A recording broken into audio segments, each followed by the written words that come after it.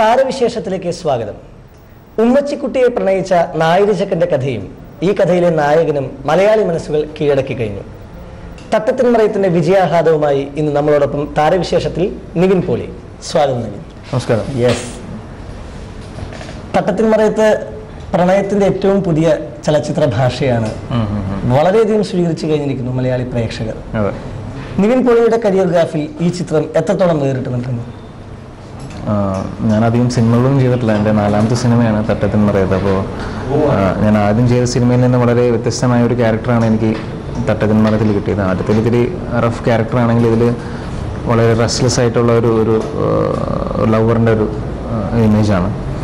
അതിൻ്റെ ഒരു ആദ്യത്തെ സിനിമ വെച്ച് നോക്കുമ്പോൾ അതിൻ്റെ ഒരു ബോഡി ലാംഗ്വേജ് ആണെങ്കിലും അപ്പിയറൻസ് ആണെങ്കിലും സംസാര രീതിയാണെങ്കിലും എല്ലാം വളരെ ഡിഫറെൻ്റ് ആണ് തട്ടത്തിൻമറയത്ത്. അപ്പോൾ അതൊരു എൻറ്റയർലി ഓപ്പോസിറ്റ് ക്യാരക്ടർ കിട്ടിക്കഴിഞ്ഞപ്പം കുറച്ച് പ്രിപ്പയർ ചെയ്ത് ചെയ്യണമെന്ന് ആഗ്രഹം ഉണ്ടായിരുന്നു. അപ്പോൾ കുറച്ച് നാൾ പ്രിപ്പയർ ചെയ്തിട്ട് തന്നെയാണ് ഈ സിനിമ ചെയ്തത്.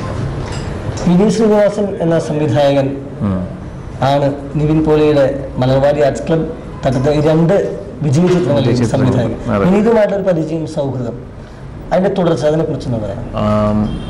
വിനീതായിട്ട് ആദ്യം പരിചയപ്പെടുന്ന മലർവാടിയിലാണ്. അപ്പം അന്നൊരു ഡയറക്ടർ ആക്ടർ ബന്ധം മാത്രമേ ഉണ്ടായിരുന്നുള്ളൂ. പിന്നെ ഒരു സൗഹൃദം വളർന്നു എന്ന് തന്നെ പറയാം. പിന്നെ നമ്മളിപ്പം സിനിമ കാര്യങ്ങൾ മാത്രമല്ല, ബാക്കി എല്ലാ കാര്യങ്ങളും നമ്മൾ ചർച്ച ചെയ്യാറുണ്ട്. എറണാകുളത്ത് നമ്മളിപ്പോഴും കൂടാറുണ്ട്. അപ്പോൾ ഞാനാണെങ്കിലും വിനീത്, കുട്ടു, ഷാൻ, പിന്നെ നോബൽ, ഞങ്ങളെല്ലാവരും ഒരുമിച്ച് പുറത്ത് പോയി ഡിന്നറൊക്കെ കഴിക്കും. വിനീത് ഈ സിനിമയെക്കുറിച്ച് മലർവാടി കഴിഞ്ഞപ്പോൾ പറഞ്ഞിരുന്നു, ഇങ്ങനെ ഒരു സബ്ജക്റ്റ് മനസ്സിലുണ്ടെന്ന് ഇങ്ങനെ പറഞ്ഞിരുന്നു. അത് കഴിഞ്ഞ് അതൊരു പുതുമുഖത്ത് വെച്ച് ചെയ്യാനൊരു പ്ലാനായിരുന്നു ആദ്യം. അപ്പോൾ അങ്ങനെ അതിനെ പറ്റിയ എന്നോട് പറഞ്ഞു, എൻ്റെ ഒരു ക്യാരക്ടർ ഇങ്ങനെ ആയിരിക്കും, ഇപ്പോൾ ഒരു 22-23 ഒക്കെ തോന്നുന്ന രീതിയിലുള്ളൊരു പയ്യൻ വേണമെന്ന് പറഞ്ഞു. അപ്പോൾ ഞാനും in search of new face ആയിരുന്നു. അപ്പോൾ ഞാൻ 1-2 പേര് സജസ്റ്റ് ചെയ്തിട്ടൊക്കെ ഉണ്ട് വിനീത്.